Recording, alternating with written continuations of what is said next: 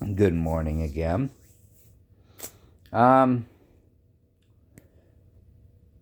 you know, with all this talk of politics and world events and religion, I'm going to step back a little bit. There's a reason why our forefathers wrote up the things that they did. And they all were guided by faith, but they were guided by life as well. Life as it was back then.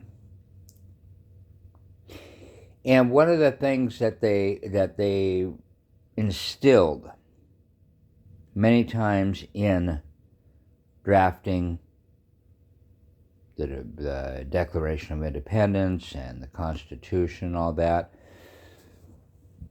is the fact that they were guided, mentored, done under the guise of, but they never turned around and said, we are establishing this as the main dominant faith, religion, because they kept it separated for a reason.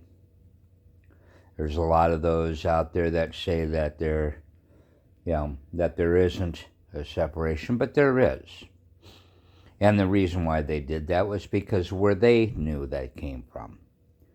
They had seen a country torn apart because of a king and because of a corrupt state of affairs, along with the church themselves. Our pilgrims came from that exact same scenario. So the ideology to turn around and say that we are going to become a Christian, period, nation,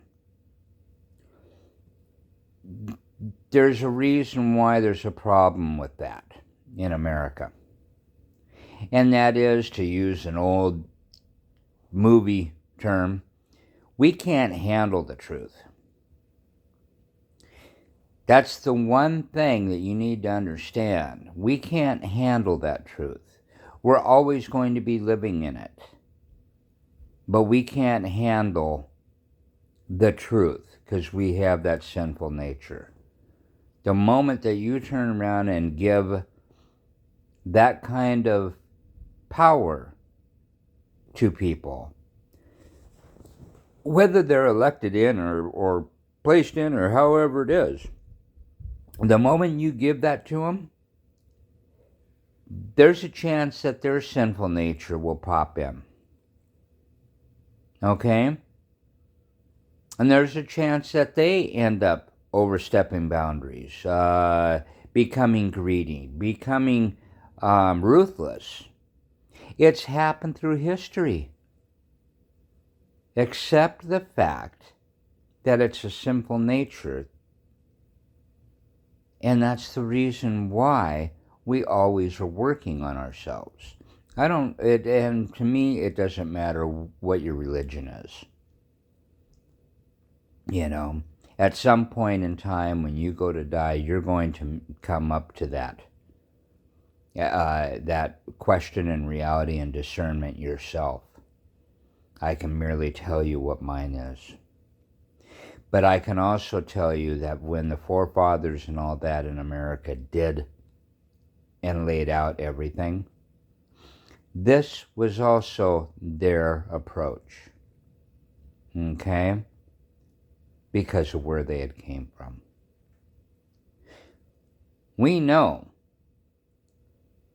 we can handle the truth in investigating, in praying, and in bringing it to our lives, and that He will work wonders through our lives.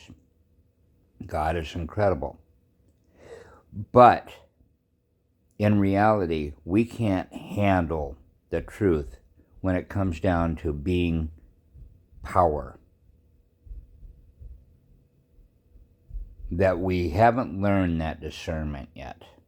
I'll say it that way. And the reason why is because you learn to become humble.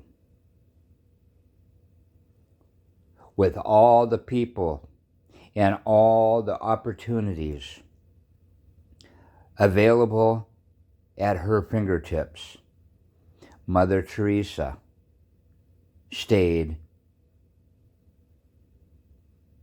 very humble, helping people, cleaning, doing whatever.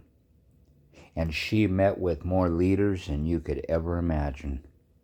She had more opportunities, and every single time those leaders were bowing down to her and asking, what does she need?